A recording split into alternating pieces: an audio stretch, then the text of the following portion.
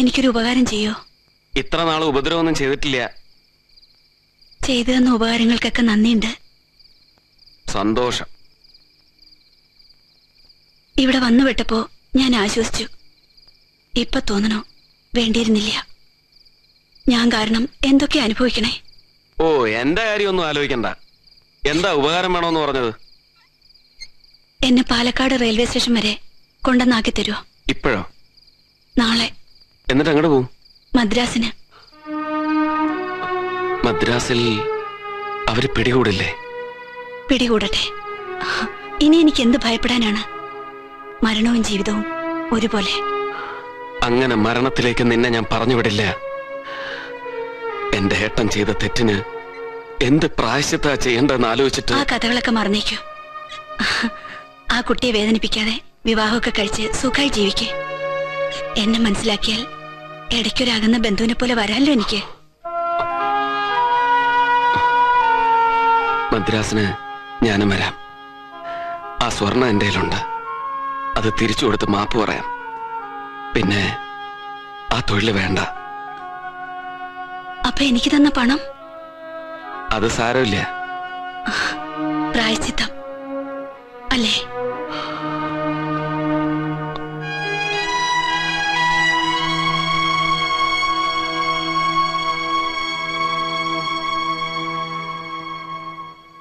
മാറ്റൊരു മറുപടി കിട്ടണം. ആരാണ് ആ സ്ത്രീ? അവനുമായിട്ട് എന്താ ബന്ധം? ഞങ്ങള് പറഞ്ഞല്ലോ, ഒരു അപകടത്തിൽപ്പെട്ട് വന്നതാ, വേറൊരു ബന്ധവുമില്ല. അപകടത്തിൽപ്പെട്ടാൽ നെല്ലിയാമ്പതിയിലെത്തും. എത്തിയാലൊന്നെ കൂടെ താമസിപ്പിക്കും. എനിക്കിതൊന്നും മനസ്സിലാവണില്ല. രഘുവിനെ അമ്മായിക്ക് അറിഞ്ഞൂടെ? അവൻ അങ്ങനത്തെ ഒരു നീ സംസാരിക്കണ്ട. നീ വന്ന പെണ്ണ. അവന് രക്ഷിതാക്കളുണ്ട്. അവര് പറയണ ഉത്തരം. അമ്മായി, ആ സ്ത്രീയുമായിട്ട് അവന് ഇമ്മോറലായിട്ട് ഒരു ബന്ധമില്ല. മോറലായിട്ടുണ്ടെന്നർത്ഥം. ഇതിന്റെ ഒരു സത്യസ്ഥിതി അറിയണവരെ നമുക്ക് ഈ കല്യാണം നീട്ടിവെക്കാം. അതെങ്ങനെയാ? ഇൻവിറ്റേഷൻസ് പകുതി അയച്ചു കഴിഞ്ഞു. നീട്ടാനൊന്നും പറ്റില്ല. നിശ്ചയിച്ച ദിവസം തന്നെ നടക്കണം. നടത്തിക്കോളൂ. പക്ഷെ എന്റെ മോള് ലേഖയാവില്ല പെണ്ണ്. വിശാലാക്ഷി എന്തായി പറയണേ? എനിക്ക് ഒന്നേ ഉള്ളൂ, അവളുടെ ഭാവി എനിക്ക് നോക്കണം. അതിലൊരു പരീക്ഷണത്തിന് ഞാൻ തയ്യാറല്ല. ലേഖ അതിന് സമ്മതിച്ചോ? എന്താ സമ്മതിക്കില്ലെന്ന് നിന്നോട് അവൾ പറഞ്ഞോ? അവൾ എന്റെ മകളാ. തന്തയില്ലാണ്ട് ഞാൻ വളർത്തിയതാ. അവള് ഞാൻ പറയുന്നത് കേൾക്കണം, കേൾക്കും. അമ്മായി, ഇത് മാറ്റിവെക്കരുത്. നിങ്ങൾ കാലു പിടിക്കാം. അതുകൊണ്ട് കാര്യമില്ലല്ലോ ഹരി. ഞാൻ വാക്ക് മാറുമൊന്നുമല്ല. പക്ഷെ തൽക്കാലം ഇത് നടക്കില്ല. എനിക്ക് വേറൊന്നും പറയാനില്ല. വിശാലാക്ഷി, തന്നോട് വണ്ടിയിലിരിക്കാനല്ലേ പറഞ്ഞത്?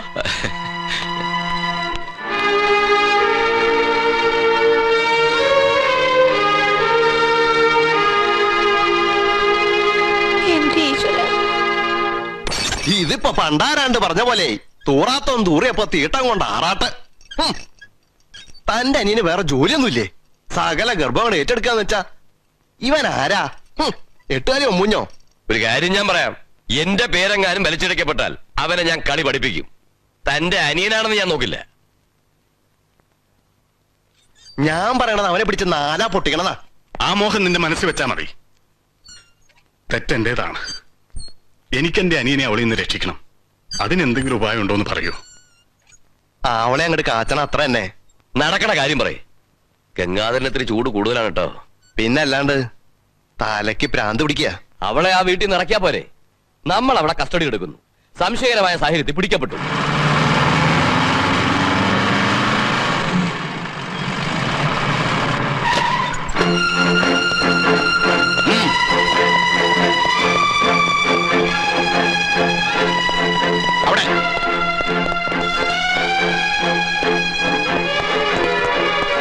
എവിടെയാണ് അവള്?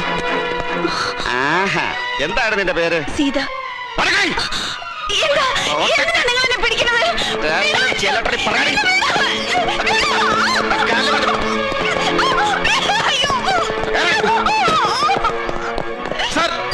കാര്യം എന്താ വെച്ചാ പറഞ്ഞിട്ട് കൊണ്ടുപോകണം. തന്നോട് പറയേണ്ട കാര്യമില്ല. തന്റെ ആരെ അവള്?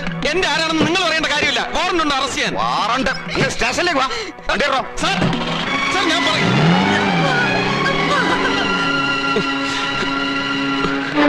ട്രാഫിക് ചാർജ് ചെയ്താൽ മതി. ഓഹോ, അപ്പൊ ഈ ഇമ്മോറൽ ട്രാഫിക്കിന്റെ പിന്നിൽ സാറും ഉണ്ടല്ലേ? Call me after 5 minutes. പറഞ്ഞിട്ട് കേട്ടില്ല സാർ. തന്റെ സ്വാതന്ത്ര്യം കുറെ ഏറുന്നുണ്ട്. തന്നോട് ആര് പറഞ്ഞു അനുവാദം കൂടെ അകത്ത് കിടക്കാൻ? Sorry sir, I am extremely sorry. സീതയെ അറസ്റ്റ് ചെയ്യിച്ചു അല്ലേ? സീതയോ? ഏത് സീത? രാമായണത്തിലെ സീത. ഓ, സീതയെ അന്വേഷിച്ചിറങ്ങിയ ശ്രീരാമനാണോ? സീതയെ മാത്രമല്ല, രാവണനെയും. സാറേ, പരിഹസിക്കരുത്. എന്ത് തെറ്റ് ചെയ്തിട്ടാണ് നിങ്ങളുടെ പോലീസ് അവളെ അറസ്റ്റ് ചെയ്തതെന്ന് എനിക്കറിയണം. അത് ഞങ്ങൾ കോടതി പറഞ്ഞോളാം. നാട്ടുകാരുടെ കാര്യം അന്വേഷിക്കാൻ നിൽക്കാതെ വീട്ടിൽ ചെന്ന് അമ്മയെ ആശ്വസിപ്പിക്കുക. ഞാൻ ആരുടെ കാര്യം അന്വേഷിക്കണമെന്ന് സാർ തീരുമാനിക്കണ്ട. അത് ഞാൻ നോക്കിക്കോളാം. താങ്ക്സ്.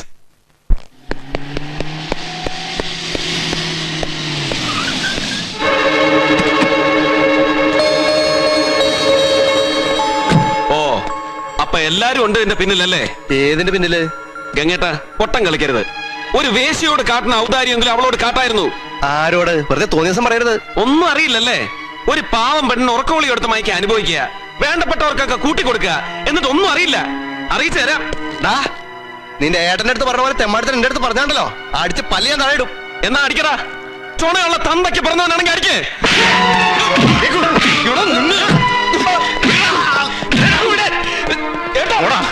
ആജ്ഞാപിക്കാനുള്ള അർഹത ഏട്ടനില്ല. ഇത്ര മനുഷ്യത്വം ഇല്ലാണ്ട് എങ്ങനെ പെരുമാറാൻ കഴിയണു? എനിക്ക് സഹതാപമുണ്ട്. ഡിവൈഎസ്പി ഹരിനന്ദന മേനോനോടല്ല, മംഗലത്ത് ഗോവിന്ദ മേനന്റെ മകൻ ഹരിയോട്, എന്റെ ഏട്ടനോട്. ഗംഗാരന്റെ മേലെ ഒരാൾ കൈവച്ചാലേ പിന്നെ കൈ ഉണ്ടാവാറില്ല. നീ എന്റെ അനിയനെ പോലെ ആയിപ്പോയി. ദയവ് ചെയ്ത് ആ പദവി എനിക്ക് തരാണ്ടിരിക്കുക. എന്താ ഇവന്റെ തണ്ടും തടിയും കണ്ട് പേടിച്ചിട്ടാണെന്ന് വിചാരിച്ചോ? ഗംഗാറിനൊന്ന് കൈ ചോടിച്ചാൽ ഇവന്റെ പൊടി കാണില്ല. ഗംഗാധരനോട് എന്താ അവന് ദേഷ്യം? അവന് മനസ്സിലായി ആ പെണ്ണിനെ അറസ്റ്റ് ചെയ്യിച്ച ഞങ്ങളാണെന്ന്. എങ്ങനെയെങ്കിലും ആ തേപിടിച്ച് ഒഴിവാക്കിയിട്ട് അമ്മായിയുടെ കാല് പിടിച്ചിട്ടാണെങ്കിൽ ഈ കല്യാണം നടത്താമെന്ന് വിചാരിച്ചാ സമ്മതിക്കില്ല. ഇതിൽ കൂടുതൽ ഞാൻ എന്താ ചെയ്യുക? അവൻ ഈ കല്യാണം നടക്കണമെന്നില്ലേ? അങ്ങനെ ആയിരിക്കും. ഒരിക്കലും അങ്ങനെ ആയിരിക്കില്ല. ലേഖ അവന് പിരിയാൻ പറ്റില്ല. പിന്നെ എന്തിനാ അവൻ ആ തേവിടിച്ചിയുടെ കാക്കീഴെ കിടക്കണേ? റാസ്കൾ. ഇനി അവൾ വെളിയിൽ വരരുത്. ഇമ്മോറൽ ട്രാഫിക് മാത്രമേ ചാർജ് ചെയ്തിട്ടുള്ളൂ. ഒരു 3 മാസം, കൂടിയാൽ ഒരു 6 മാസം വരെ. നാളെ കോടതിയിൽ ഹാജരാക്കി 15 ദിവസത്തെ റിമാൻഡിൽ വെക്കും. ആ സമയം മതി നമുക്ക്.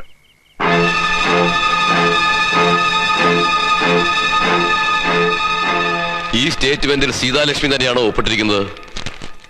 അതെ. പോലീസ് ഉപദ്രവിച്ചോ? ഇല്ല. ജാമ്യക്കാരുണ്ടോ? ഇല്ല.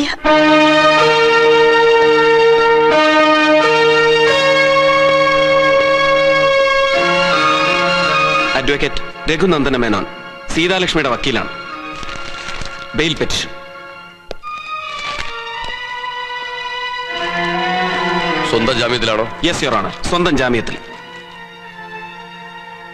Bail petition granted.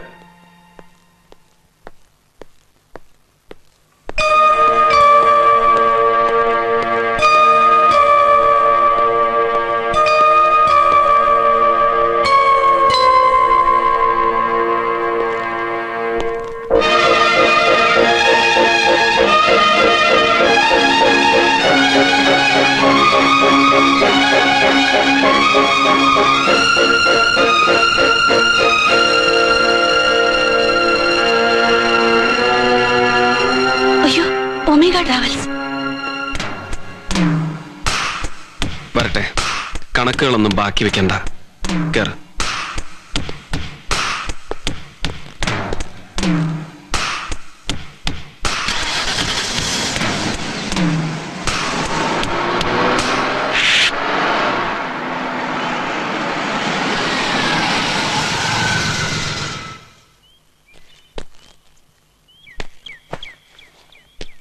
അകത്തേക്ക് പൊയ്ക്കോളൂ. ഇനി തൽക്കാലം ഇങ്ങോട്ടും പോണില്ല. എനിക്ക് പോണം. അപ്പൊ കേസ് നടത്തണ്ടേ? എന്റെ സ്വന്തം ജാമ്യത്തിലാ വിട്ടേക്കണേ. പറയണ സമയത്ത് കോടതിയിൽ ഹാജരായില്ലെങ്കിൽ ഞാൻ പോയി കിടക്കണം അകത്ത്. അത് മറക്കണ്ട. എന്നെ എന്റെ പാട്ടിന് വിട്ടേക്ക്. അകത്തേക്ക് പോവാൻ. എടോ വീരപ്പ, തോക്കൊക്കെ തുടച്ച് നിറച്ചു വെച്ചിട്ടുണ്ട്. എന്താന്ന് ശിക്കാറുമുണ്ടോ? ആ, ഒരു ശിക്കാരി ചിലപ്പോ ഇവിടെ നടക്കും. റെഡിയായിരുന്നു.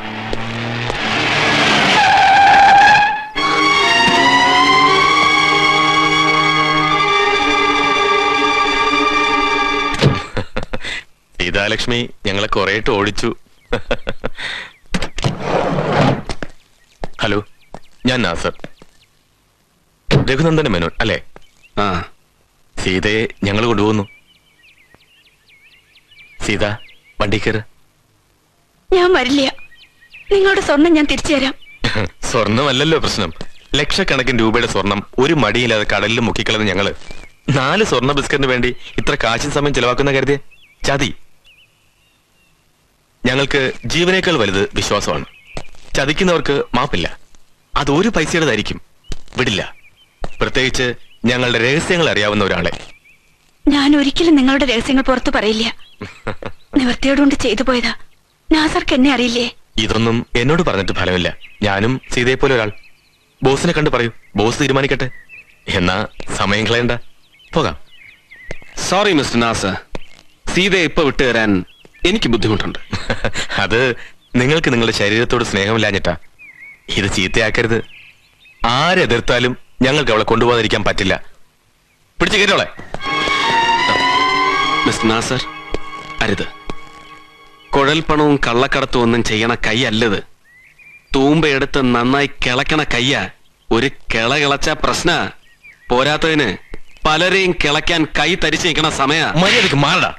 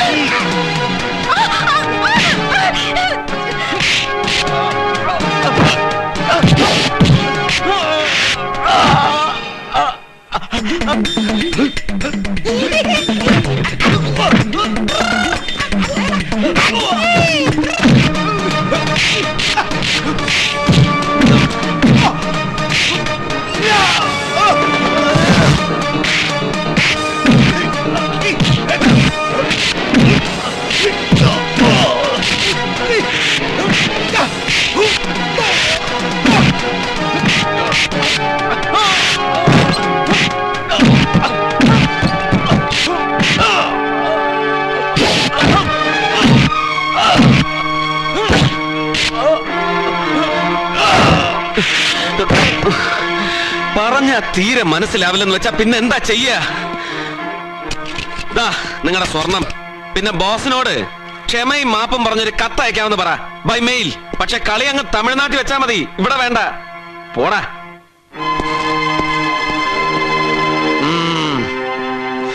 പോയോ?